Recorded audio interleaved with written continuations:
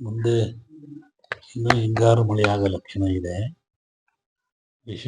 ವಿಷವಾಯು ಬೀಸಿ ಅಂತಾರೆ. ಗಾಳಿ ಬೀಸಿ ಅದು ಜನಗಳ ಮೇಲೆ, ಆರೋಗ್ಯದ ಮೇಲೆ, ಪ್ರಾಣದ ಮೇಲೆ ತೊಂದರೆ ಆಗೋ ಲಕ್ಷಣ ಇದೆ. ಆಮೇಲೆ ಆಕಸ್ಮಿಕ ಮೃತ್ಯುಗಳು ಹೆಚ್ಚಾಗ್ತವೆ. ಭೂಮಿಯಿಂದ ವಿಷ ಜಂತುಗಳು ಹೊರಗೆ ಬಂತು, ಅವು ಮನುಷ್ಯ ಕುಲಕ್ಕೆ ಅಪಾಯ, ನಾಶ ಆಗ್ತವೆ. ಹಿಂದೆ ಒಂದ್ಸತಿ ಹೇಳಿದ್ ನಾನು, ಕಾಡಿಂದ ಪ್ರಾಣಿಗಳು ಊರಿಗೆ ನುಗ್ತವೆ ಅಂತ. ಈಗ ಮತ್ತೆ ಅದು ಎಲ್ಲ ಕಡೆಗೂ ಜಾಸ್ತಿ ಆಗ್ತಾ ಇದೆ. ಯುದ್ಧ ಭೀತಿ ಇದೆ. ಜನರಲ್ಲಿ ಶಾಂತಿ ಸಹನೆ ಇಲ್ಲ. ಆರೋಗ್ಯ ದಿನ ದಿನ ಕೆಡ್ತಾ ಇದೆ. ದೊಡ್ಡ ದೊಡ್ಡ ನಗರಗಳಿಗೆ ಆಪತ್ತಿದೆ.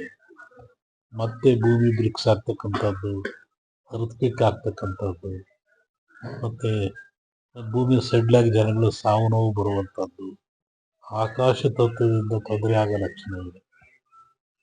ಈಗಾಗಲೇ ವಯನಾಡು ಆಮೇಲೆ ಉತ್ತರ ಕನ್ನಡ ಜಿಲ್ಲೆಯಲ್ಲಿ ಸಾಕಷ್ಟು ಅನಾಹುತ ಇದೆ. ಆಮೇಲೆ ಬೇರೆ ಬೇರೆ ದೇಶಗಳಲ್ಲಿ ಕೂಡ ಯುದ್ಧ ಆರಂಭವಾಗಿದೆ. ನಾನು ಇದೇ ಮನೆಯಲ್ಲಿ ಮೂರನೇ ಯುದ್ಧದ ಏನಾದ್ರು ಅಲ್ಲ, ಇದೇ ಮನೆಯಲ್ಲಿ ವಸತಿ ಹೇಳಿದ್ ನಾನು ನಿಮಗೆ.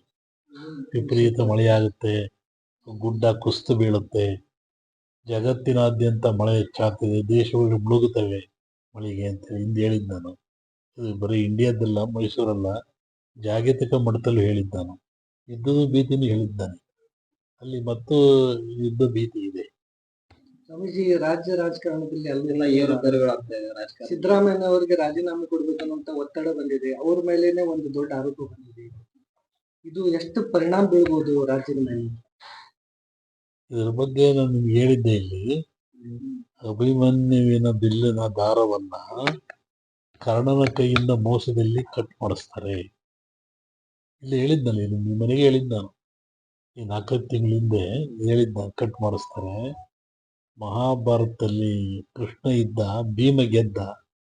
ಇಲ್ಲಿ ಕೃಷ್ಣ ಎಲ್ಲ ದುರ್ಯೋಧನ ಗೆಲ್ತಾನೆ. ಅಭಿಮನ್ಯುವಿನ ಹೆಂಡತಿ ರಣರಂಗ ಪ್ರವೇಶ ಮಾಡ್ತಾಳೆ ಅಂತ ಹೇಳಿದೆ ನಾನು. ಅಲ್ಲೇನಾಯ್ತು?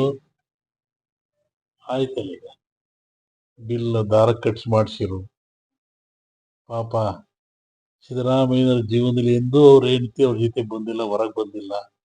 ಒಂದು ಪಾವಿತ್ರತೆ ಇರ್ತಕ್ಕಂಥ ಹೆಣ್ಣು ಮಗಳನ್ನ ಎಲ್ಲ ಕಡೆಗೆ ಹಡಾಡಿಬಿಟ್ರಿ. ಆಮೇಲೆ ತಿರುಪತಿ ಒಳಗೆ ಕೃಷ್ಣ ವೆಂಕಟೇಶ್ವರ ಇದ್ದ, ಭೀಮ ಗೆದ್ದ, ಇಲ್ಲ ದುರ್ಯೋಧನ ಗೆದ್ದ. ಇವಾಗ ಏನಾಯ್ತಲ್ಲಿ?